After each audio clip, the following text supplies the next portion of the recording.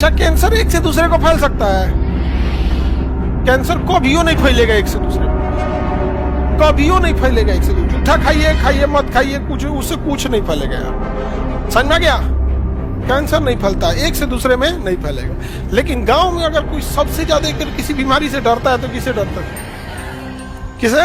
Cancer से। जबकि इससे कभी बीमारी वगैरह नहीं फैलती है। समझ में गया कि नहीं? इसके कुछ कॉमन चीजें हैं, तो इसके लिए थोड़ा सतर्कता की जरूरत है। कैंसर में क्या होता है ना कि भारत का आदमी कैंसर जांच कराता ही नहीं है। अगर स्टेज 1, स्टेज 2 या फिर स्टेज 3 के एकदम पहले स्टेज में, स्टेज 3 के एकदम स्टार्टिंग में अगर कैंसर पता चल गया, आप ठीक हो जाएंगे। क्या हो जाएंगे? ठीक हो। बट आदमी कहने का मन से जो भी इंसान है वो कैंसर को तब पकड़ता है जब वो 4th स्टेज में जा चुका है। अब जब कैंसर 4th स्टेज में चला गया उसे कहते हैं मेटास्टेटिक कैंसर, मतलब पूरे शरीर में फैल गया। इसके कई रूप होते हैं, बोन कैंसर को अलग कहेंगे, स्किन कैंसर को अलग करेंगे। पुरुषों में एक कॉमन होता है प्रोस्टेट कैंसर और महिलाओं में एक कॉमन होता है ब्रेस्ट कैंसर। इसके लिए कई टेस्ट होते हैं, इस पे हम पूरा डिटेल से बताएंगे। BRCA1 BRCA2 अगर टेस्ट करा लेंगे तो पहले ही बता देगा कि ये मतलब महिलाओं में ना या तो ओवरी में हो जाएगा, यूट्रस या ओवरी में हो जाता है, या फिर ब्रेस्ट में हो जाता है। BRCA1 BRCA2 टेस्ट होता है, अगर वो टेस्ट करा लेंगे तो पहले ही बता देगा कि इसके ब्रेस्ट में कैंसर होगा या नहीं होगा। 10 साल पहले ही बता देगा। एक हीरोइन है बॉलीवुड की, उसने टेस्ट कराया, पता नहीं एंजिला जोली क्या नाम, हम लोग फिल्म उलिम उतना देखते नहीं, नाम तुम बताई हो तो तुम्हारी गारंटी ना, तो पता चला होगा नहीं हुआ रहेगा, हमारा पे चढ़ जाएगी, हे मास्टर हमारा नाम कैसे ले लो, नहीं समझ में, इसीलिए देखते हो हम उसका नाम नहीं लेते, बहन बोलते हैं उसको। नहीं समझ में आया? हम तो अपनी बहनिया को बहने ना बोलते हैं, बाकी सब लोग समझ जाता है और वो भी समझती है, अंदर अंदर करकराती भी है। ऐसा तो भाई दुश्मनों को मत दे। नहीं समझ में आया? तो वो कोई हीरोइन है, उसने टेस्ट कराया। जब टेस्ट कराया तो उसमें हमारे जीन में अलग अलग जीन के अलग अलग नाम है। तो उस जीन का नाम है, एक जीन का नाम है BRCA1 और एक का नाम है BRCA2। अब इसका स्पेलिंग डॉक्टर वाला लोग में पता नहीं, कोई स्पेलिंग आगे पीछे ना, डॉक्टर दवाई के नाम का स्पेलिंग है, अजीब उटपटांग होता है, ऐसे ही होता है। ये टेस्ट अगर करा लेते हैं तो उसे पता चल जाता है पहले ही कि उसे ओवेरियन कैंसर या फिर ब्रेस्ट कैंसर हो सकता है कि नहीं। तो एक बॉलीवुड की कोई हीरोइन थी, उसने चेक कराया तो उसे कैंसर था ही नहीं और ना ही कोई कैंसर के लक्षण थे। बट उसने अपने ब्लड टेस्ट से ये BRCA1 और BRCA2 नाम के जीन को डिटेक्ट कर लिया और यही जीन ससुरा ट्यूमर बना के कैंसर बना देते हैं। इसमें हाईली टेंडेंसी होती है इस सब टाइप के जीन में। इस टेस्ट से ये संभावना पता चल जाता है। बाकी आगे मेडिकल चीज क्या है वो डॉक्टर उसको बेटर समझेंगे।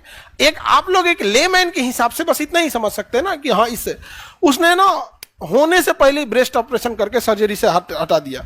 ओवरी वगैरह भी अब पूरी डिटेल कोई अपना मेडिकल डिटेल तो देगा नहीं, लेकिन पहले ही उसे कैंसर था ही नहीं, बट उससे पहले ही हटा दिया। सोचिए कितने ज्यादा जागरूक है सब। समझ में आया? भारत में महिलाओं लोग में ब्रेस्ट कैंसर कॉमन है, तो एक मशीन आती है मेमोग्राफ, वो 2 साल पहले बता देती है। सोचिए कैंसर होने के 2 साल पहले कैल्सिफिकेशन से ही स्थिति में बताने लगता है कि आपको कैंसर हो सकता है या नहीं हो सकता है। कल्पना करो कि जब हम कहते हैं कि स्टेज 2 और स्टेज 1, अगर स्टेज 1 में है तो डॉक्टर कहता है कि मेरे हाथ में, हम ठीक कर देंगे। स्टेज 2 में है तो कहता है कि हम 90% लेते हैं, ठीक कर देंगे। सोचो अगर वो करा ले तो 2 साल पहले ही पता चल जाएगा। लेकिन हमारे यहाँ क्या होता है, डायग्नोसिस पे कोई ध्यान नहीं देता है, इलाज पे ध्यान देते हैं। इलाज पे ये जो गुटखा उटखा खाते हैं ना, जो गुटखा पहन, इससे माउथ कैंसर होता है। सरकार कहती है कि इससे इनकम होता है, टैक्स मिलता है। सरकार को गुटखा से जितना इनकम होता है उससे 15 गुना ज्यादा, 15 गुना ज्यादा उस गुटखा से होने वाली गंदगी के सफाई और उस गुटखा से होने वाले कैंसर के इलाज में खर्चा होता है। धन्य है हम भारत विश्व विजेता विश्व गुरु, जिसको इतना साधारण गणित नहीं आता है कि जिस जहर को बेच रहे हैं उससे 1 रुपया मिल रहा है तो उसके जहर के प्रभाव को खत्म करने के लिए 15 रुपया लग रहा है। अभी हमने एडवर्टाइजमेंट का पैसा जोड़ा ही नहीं है कि सरकार एडवर्टाइज करती है गुटखा छोड़िए, गुटखा छोड़िए। और ये जो है सब, अब देखिएगा कि तो कोई कहेगा कि हीरो हीरोइन इसका प्रचार क्यों कर रहे हैं। अरे भाई, वो हीरो नहीं करेगा तो कोई और हीरो करेगा, कोई और हीरो नहीं करेगा तो कोई साधारण व्यक्ति करेगा।